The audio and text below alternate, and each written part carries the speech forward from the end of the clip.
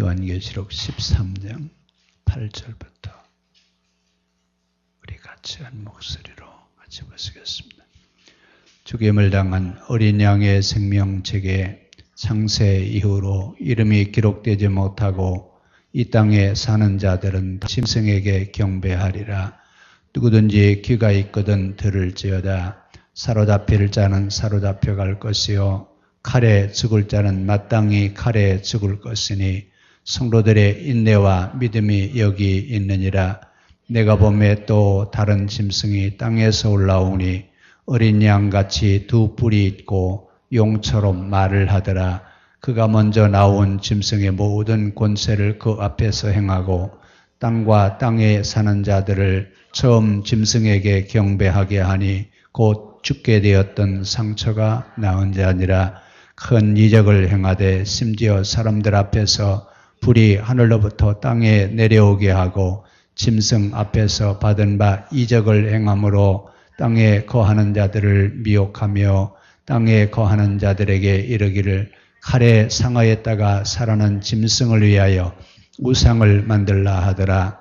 그가 권세를 받아 그 짐승의 우상에게 생기를 주고 그 짐승의 우상으로 말하게 하고 또 짐승의 우상에게 경배하지 아니하는 자는 몇이든지 다 죽이게 하더라. 그가 모든 자 곧 작은 자나 큰 자나 부자나 가난한 자나 자유인이나 종들에게 그 오른손에나 이마에 표를 받게 하고 누구든지 이 표를 가진 자에게는 매매를 못하게 하니 이 표는 곧 짐승의 이름이나 그 이름의 수라. 지혜가 여기 있으니 총명한 자는 그 짐승의 수를 세어보라. 그것은 사람의 수니 그의 수는 666이니라. 아멘. 평을 빕니다. 감사합니다. 우리가 성경을 보면서 중요한 이야기, 꼭 깨달아야 되는 이야기, 이런 말씀을 할 때는 귀 있는 자는 들을지어다. 예수님도 아주 설교하실 때마다 단골맨으로 귀 있는 자는 들을지어다. 자, 이 요한계시록에서 또 한 번 누가 이 얘기를 하는 거예요? 요한이 또 이 얘기를 해요. 뭐라고요? 귀가 있거든. 이 세상에 귀 없는 사람이 어디 있어요? 귀 없는 사람도 있어요. 다 우리는 세상에 나올 때 귀 가지고 나와야 안 가지고 나와요? 귀를 가지고 나오는데 이 귀를 가지고 들을 수 있는 것과 들을 수 없는 것, 또 들어야 되는 것과 듣지 말아야 될 것을 우리는 구별해요, 안 해요? 안테나 성능이 좋아서 뭐든지 다 들으시죠? 자, 근데 지금 요한은 뭘 얘기하고 있어요? 죽임당한 어린 양의 생명책에 기록되지 못하고 이 땅에 사는 자들은 다 그 짐승에게 경배를 하더라. 귀 있는 자는 들을지어다. 자, 짐승에게 경배를 하라고요, 하지 말라고요? 자, 그 앞에 중요한 얘기는 뭐예요? 어린 양의 생명책에 기록되지 못하고 사는 사람들은 이 땅에 짐승에게 경배를 하더라. 그럼 어린 양의 생명책은 어떤 생명책이냐면 순교자 명부예요. 그렇죠? 순교자 명부에 기록되지 않은 사람들은 다 짐승에게 경배하더라. 귀 있거든. 누구든지 귀가 있거든 들을지어다. 굉장히 어려운 얘기면서 굉장히 폭넓은 이야기입니다. 왜냐하면 우리는 지금 신앙의 세계 속에서 살고 있는데 신앙의 세계는 한도 끝도 없는 세상이에요. 그런데 누가 그것을 알 수 있느냐? 볼 수 있는 눈을 가진 사람, 들을 수 있는 귀가 있는 사람만이 그 세계를 알 수 있습니다. 그러니까 지금 이 이야기는 지금 이렇게 이야기를 하고 있지만 이 이야기는 들을 수 있는 사람만 들을 수 있다 그 얘기입니다. 그러면 경배하라고요? 하지 말라고요? 하지 말라 그 얘기예요. 이것을 들을 수 있는 사람만 들어진다 그 얘기예요. 다 듣는 게 아니라 이 이야기. 자, 생명책에 기록되지 않은 사람들은 다 누구에게 경배한다고요? 짐승이 누구예요? 황제 신상이에요. 황제 신상에 가서 모두가 다 절할 것이다 그 얘기입니다. 그러나 귀 있는 자는 듣고 깨달아서 어떡하라고요? 가서 절하라고요? 하지 말라고요? 예? 하라고요? 하지 말라고요? 근데 그 다음에 여러분 10절에 보니까 더 무서운 얘기가 있어요. 사로잡힐 자는 사로잡혀갈 것이요. 칼에 죽을 자는 마땅히 칼에 죽을지니. 이렇게 하다가 어떻게 한다고요? 어떤 사람은 감옥에 잡혀가고 어떤 사람은 칼에 순교를 당하고. 그런데 이것이 성도의 믿음을 달아보는 중요한 계기가 된다 그 얘기입니다. 그러니까 짐승의 우상, 즉 황제 숭배를 할 것이냐 안 할 것이냐라고 하는 것은 성도들의 신앙을 달아볼 수 있는 중요한 계기가 될 것이다 그 말입니다. 여러분, 그러니까 우리가 살면서 고난이 있어요 없어요? 그러면 고난이 있어야 되겠어요? 없어야 되겠어요? 예? 그럼 우리 계절이 여름만 있으면 좋겠어요? 봄만 있으면 좋겠어요? 예?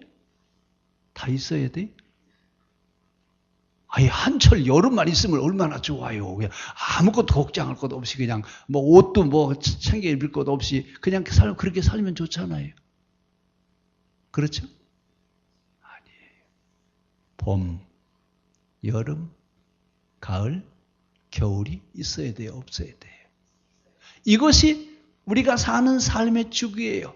우리가 인생을 살면서 어때요? 햇빛이 쨍쨍 쪼이는 여름이 있는가 하면 꽁꽁 얼어붙을 것 같은 겨울철이 우리에게 있어요.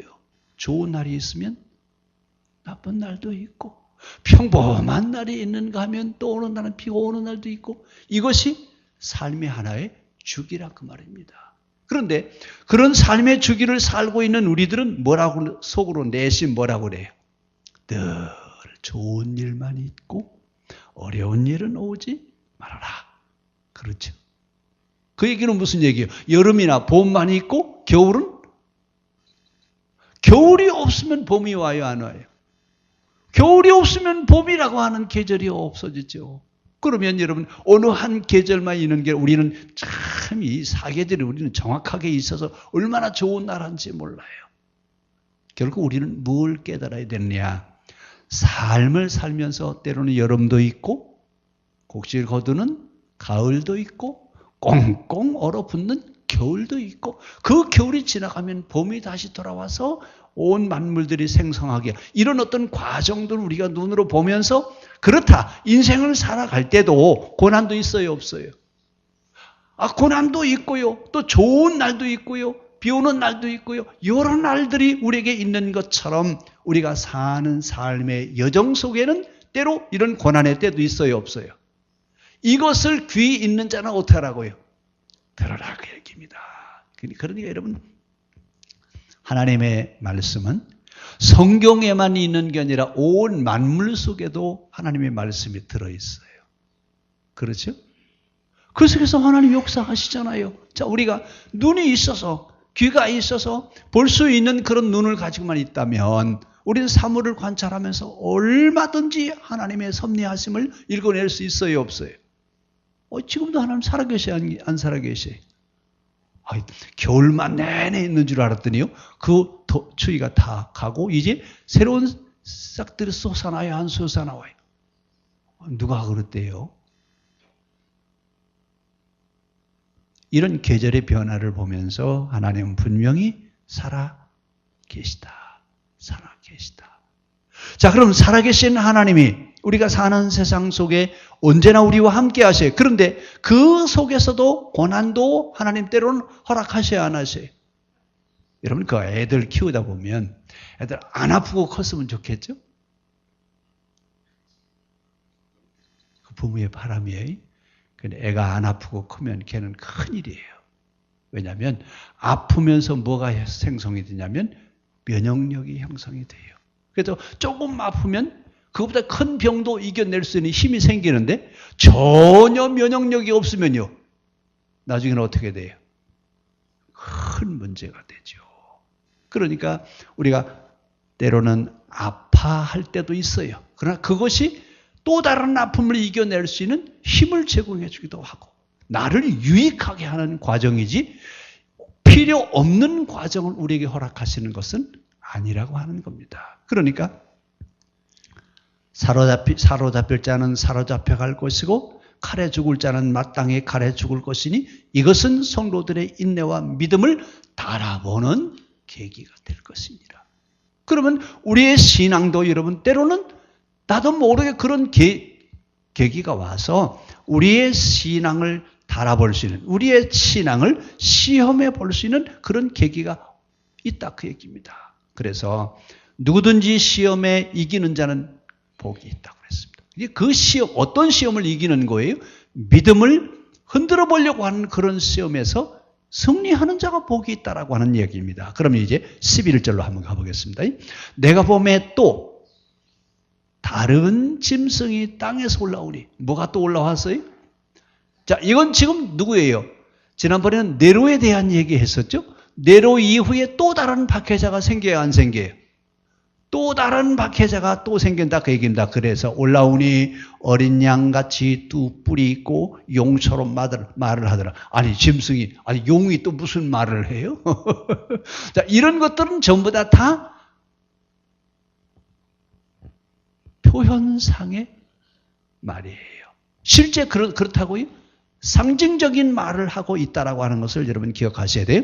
그러면서 우리 아까 8절에서 죽임당한 어린 양의 생명책에서 짐승에게 경배하리라라고 하는 얘기인데 이 얘기를 하면서 뭘 말하고 싶으냐면 인류 역사에서 가장 악랄한 정권이 바로 지금 이때가 가장 악랄한 정권입니다.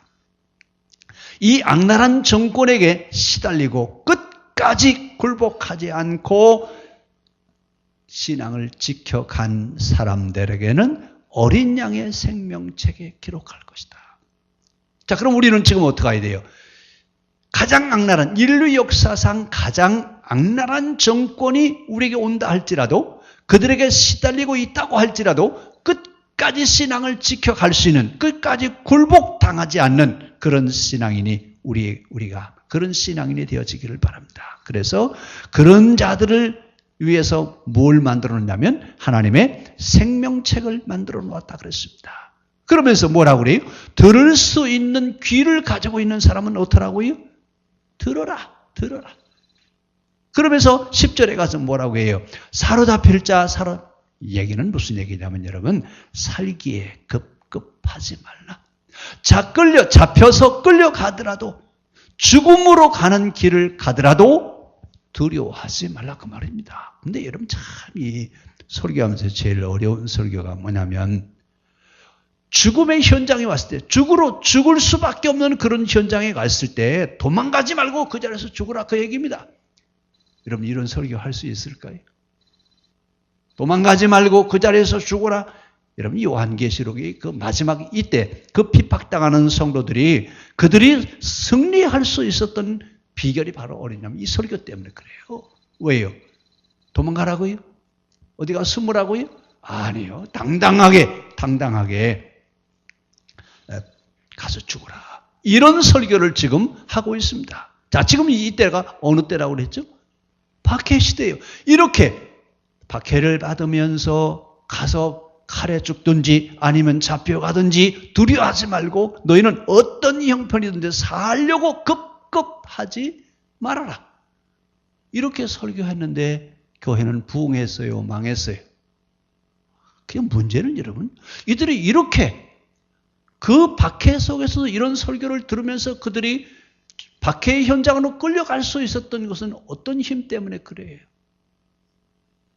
여러분 이 초대교회 신앙인들이라고 하는 신앙인들은 어떤 힘에 이끌려서 하는 거예요? 그렇다. 죽으면 죽으리라. 누가 나와 함께 할 것이다? 하나님이 우리와 함께 하실 것이라고 하는 그런 동력이 우리 안에서 살아있어요.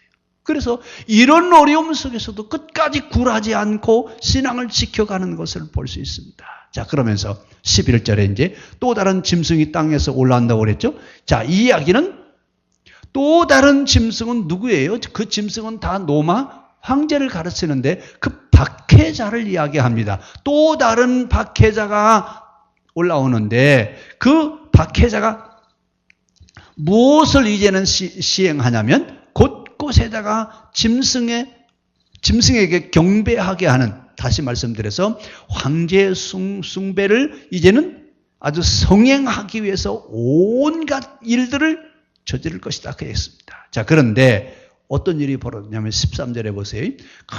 큰 이적을 행하되 심지어 사람들 앞에서 불이 하늘로부터 땅에 내려, 여러분 이런 기적이 일어나네요. 무슨 얘기예요? 우리는 이적과 기적이 일어나면 현혹당해요? 현혹당하지 않아요? 현혹당하잖아요. 지금 이것처럼 이적을 행해서 사람들을 현혹시키는 것처럼 우상숭배, 즉 황제숭배를 성행하게 하기 위해서 온갖 일들이 일어날 것이다라고 하는 얘기입니다. 자, 이렇게 미혹하는 일이 있더라도 우리는 어떡하라고요? 현혹당하지 말아라. 현혹당하지 말라 그 얘기입니다. 근데 여러분, 우리가 신앙생활 하면서 제일 어려운 문제가 바로 뭐냐면 이게 기적의 현장이에요. 이런 이적과 기적이 일어나면 우리는 믿어요, 안 믿어요? 뭐라고 그래요? 이적이 일어났지 않느냐? 지금 우리가 눈이 보는 앞에서 이런 현상이 일어났지 않느냐? 그럼 분명히 하나님 역사이지 않느냐? 마귀도 그런 일을 할 수 있어요, 없어요? 마귀도 이런 일을 해요. 자, 그래서 지금 뭐라고 해요? 이제 짐승의 우상숭배의 앞자리, 그 짐승은 우상숭배의 앞잡이가 될 텐데 이 우상숭배의 앞잡이가 일어나서 우상을 전 로마 제국에 다 보급을 해놓고 우상에게 절하게 하는 이런 일을 하게 할 거라 그 말입니다. 자, 그런데 이런 일이 일어나서 유혹할지라도 어떡하라고요? 유혹하라고요? 유혹당하라고요? 당하지 말라고요? 유혹당하지 말라 그 말입니다. 참, 그래서 신앙은요, 분별력이 중요합니다. 이것이 참인지 이것이 거짓인지 누가 분별을 해야 돼요?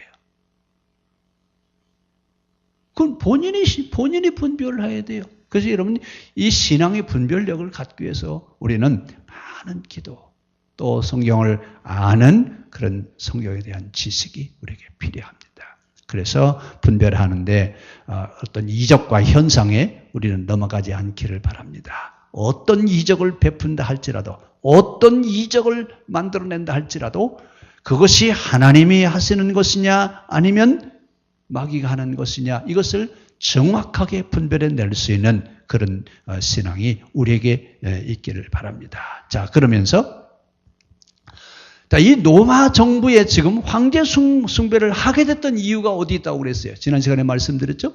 황제 숭배를 하게 됐던 원인이 황제가 처음에 시작했다고요? 아니에요. 조그만한 고을에서부터 시작이 되는데 왜 그 고을에서 시작이냐? 로마 제국이 되니까 살기가 좋아졌어요? 안 좋아졌어요? 살기가 좋아졌고 또 뭐가 사라졌어요? 나라가 한 나라니까. 전쟁이 있어요? 없어요? 전쟁이 사라졌고 평화가 있어서 치안이 유지가 되고 마음 놓고 살 수 있는 그런, 또 비자 없이 여행을 할 수 있고 모든 길은 어디로 통해요? 노마로 통하는데 이때 여러분, 이 노마가 이 도로를 닦으면서 일자리 창출을 하는 거예요. 그래서 그 사람들은요, 일을 하는데 빨리빨리 하지 않아요. 왜 빨리빨리 하지 않아요? 공사기간이 오래 돼야 어떻게 돼요? 많은 사람들이 일을 할 거 아니에요. 이래서 로마 정부는 빨리빨리 하는 게 아니라 아주 천천히, 그리고 더 느리게 이러면서 모든 사람들이 일을 할 수 있는 일자리를 만들어주는 거예요. 그러니까 어때요, 여러분? 살기가 좋아졌어요? 안 좋아졌어요? 그러니까 황제가 고마워요? 안 고마워요? 이래서 황제 숭배가 시작이 되는 겁니다. 그런데 이 황제 숭배를 시작하는데 반박하는 사람들이 나타났어요. 누가요? 로마 제국 안에 있는 기독교인들이 반박하는 거예요. 반대를 하는 거예요. 그러니까 황제 신상을 갖다 놓고 거기다가 절을 하게 하는데 1년에 한 번만 와서 절을 하면 티켓을 줘요. 그 이마에다 표를 찍든지 오른손에다가 표를 찍든지 하는 이야기는 하나의 상징적인 표현이에요. 우리가 얘기하는 요즘 그 티켓을 주는 거예요. 신전에 와서 절을 하면 도장을 하나 꽝 찍어줘요. 이 도장을 찍어주는데 이 도장을 가지고 있어야 통행할 수 있고 물건을 살 수 있고 취직도 할 수 있습니다. 이것을 성경은 뭐라고 그래요? 666 짐승의 표다 이렇게 얘기하는 겁니다. 그러면 황제 숭배하고 나면 뭘 받아가지고 온다고요? 짐승의 표? 짐승의 표. 그렇죠? 이 얘기가 무슨 얘기냐면 황제 숭배를 하고 왔다고 하는 증명서예요. 이 증명서를 가져야 살아갈 수 있는데 기독교인들은 어떻게 한다고요? 그 증명서를 받지 말자고 말입니다. 그러면 이 증명서를 안 받으면 살 수 있어요? 없어요? 정말 살기 어려워요. 그 지역을 벗어날 수가 없습니다. 그러면 이렇게 어려워지는데 이것을 뭐라고 한다고요? 우리의 신앙을 달아보는 계기가 된다. 우리가 믿음이 있는지 없는지, 우리가 신앙생활을 바로 하고 있는지 안 하고 있는지 우리의 신앙을 달아보는 그런 기회래요. 그때는 그렇게 시험을 했어요. 지금은요. 어떻게 우리의 믿음을 달아볼까요? 예? 지금은 안 달아보셔요. 그렇죠? 신앙이 있는지 없는지 달아보실까요? 안 달아보실까요? 지금은 생각의 문제입니다.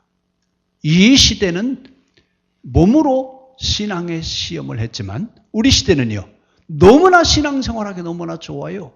그래서 이런 시험은 없어요. 그러나 신앙생활을 하고 있는 내가 어떤 온전한 생각을 가지고 신앙생활을 하고 있는지 아니면 온갖 잡다한 생각 속에서 신앙생활을 하고 있는지 이거에 대한 싸움입니다.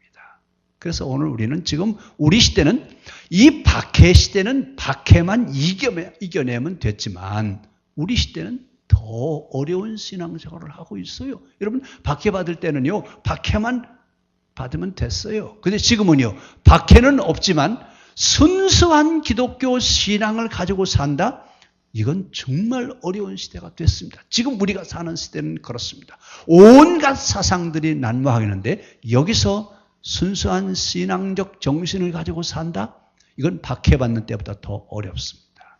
오늘 우리는 이 말씀을 기억하면서 하나님, 우리가 살고 있는 이때 순교자들보다도 더 순수한 신앙을 갖고 살아가기를 원합니다.